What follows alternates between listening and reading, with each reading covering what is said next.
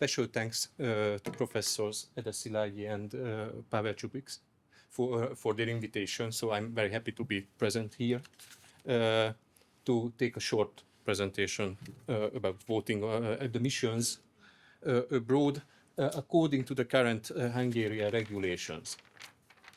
Let's start with the beginnings because Hungary has long parliamentary traditions since the earliest time, and there were general meetings where according to the Hungarian Chronicles, where Hungarian warriors could participate, could take place to discuss political matters with other members of the community.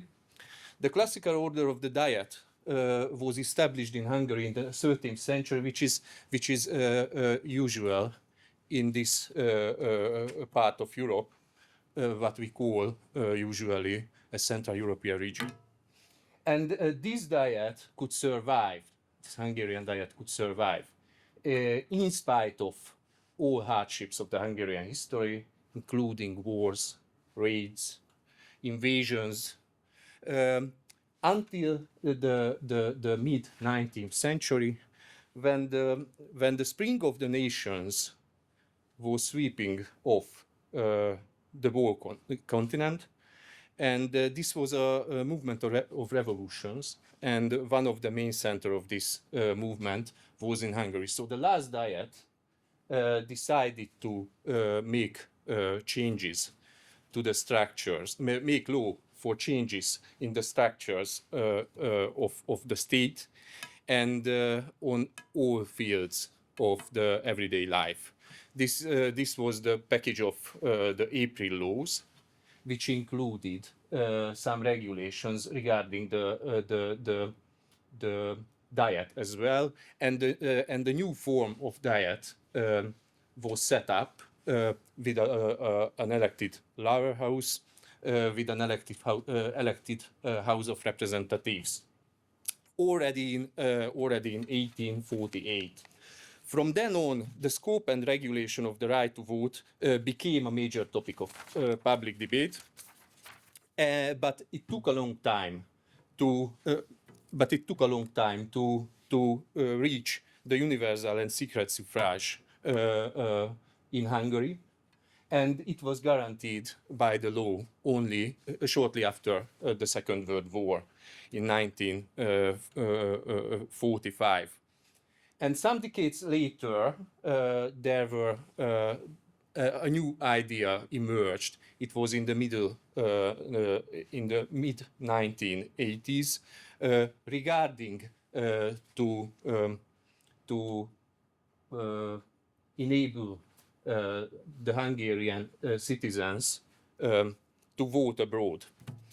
So it was an idea, but the realization of this idea was left for the regime change of 1989, when a constitutional amendment after the regime change introduced a new chapter on fundamental rights and obligations, and it contained provisions on the right to vote. And we can see that all Hungarian citizens shall have the right to vote, both on national elections and local council elections, if they have a permanent residential address in Hungary. So the new constitution said that. So if I have a, what does it mean? If I have a permanent residential address in Hungary and I'm abroad for traveling, for entertainment, for studying, for health issues, I have the right. I should have had the right to vote abroad. And this concept was strongly influenced by international agreements such as the UN International Covenant on Civil and Political Rights, signed in 1966. But the lower level regulations became contradictory with this passage of the Constitution. So the newly formed Hungarian Constitutional Court rescinded the passages concerned of the lower level regulation, the new law on elections. And then the Hungarian parliament decided not to regulate this issue due to the short time left until the first free national elections in 1990. So this issue was put aside for a while, which took more than a decade. And then it became again important approaching to the accession to the European Union after around 2002. And the Hungarian parliament made two acts, one for the election of the Hungarian members to the European Parliament, and one for providing the right to vote for Hungarian citizens abroad. Comparing to the original conceptions, there was only one interesting difference in this act, that voting abroad became possible only on national level and on national referenda, and local elections and referenda were excluded. And there were two national elections were successfully made under this law in 2006 and 2010. And after the 2010 elections, the newly formed government, this was the second Orbán government, decided to make a new conception. It's only a footnote that this conception was based on a declaration of President Madl. President Madl, who was an excellent law scholar and president of Hungary, declared in 2004 that it's possible to extend the Hungarian citizenship for Hungarian nationals, and there is no contradiction with the international law if they do that. So thinking this over, the Hungarian government decided to introduce a new conception, and we can see that there was an amendment to the law of citizenship, and obtaining the citizenship for Hungarian nationals living abroad beyond the borders in any countries or any continents of the world became easier and faster, so that's why it's called simplified naturalization. And after then, a new constitution, the Fundamental Law of Hungary, was made in 2011, and a new Electoral Act, and then a new Electoral Procedures Act as a last steps in 2013. And the last rehearsal was the national election in 2014. And we can see the main features of this new regulation. We can see that in addition to the Hungarian citizens having a permanent residential address in Hungary, Hungarian citizens not having a permanent residential address were also given the right to vote.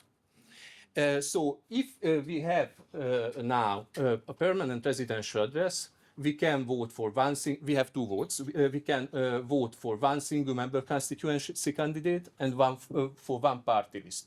If we have no permanent residential address in Hungary, we can vote only for one party list via mail.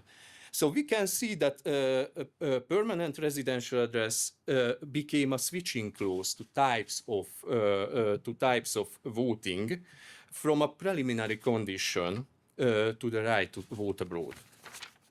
And as a last, my last remarks is referring to the Council's role at the missions abroad, because because I have two, in my opinion, there are two questions. How did they become responsible for this area of the national elections, so voting abroad? And why are they responsible for this area of